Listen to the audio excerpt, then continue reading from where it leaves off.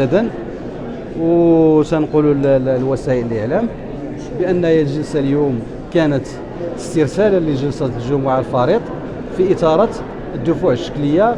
واليوم الأستاذ بشعيب القوط عبد ربيه واصل المرافعة ديالو بالنسبة للمؤازر ديال السي سعيد الناصري، وهذه الدفوع الشكلية اللي كترتبط سواء بالمحضر ديال الضابطة القضائية سواء بأمر الإحالة، واللي بسطنا أوجه الخروقات اللي شابت هاد المساطير، ولا كذا قرار الإحالة، والملف تأخر الجمعة المقبل لاستكمال المرافعات في الدفوع الشكلية. أستاذ، دابا نتوما أقرب الناس لسعيد الناصري رئيس نادي الوداد الرياضي، كيتابع الوداد، الأخبار ديال الوداد، ثقتوا أن الوداد دابا مقبل على التظاهرة الرياضية اللي تأهل فيها وكان هو آنذاك رئيس النادي؟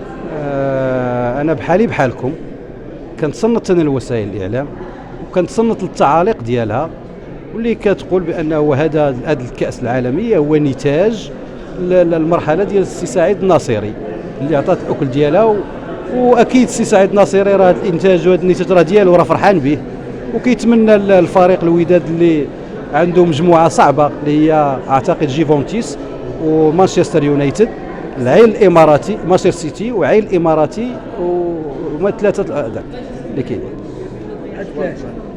ثلاثه الفرق اللي كاينين، جيفونتيس والعين الاماراتي والمان سيتي.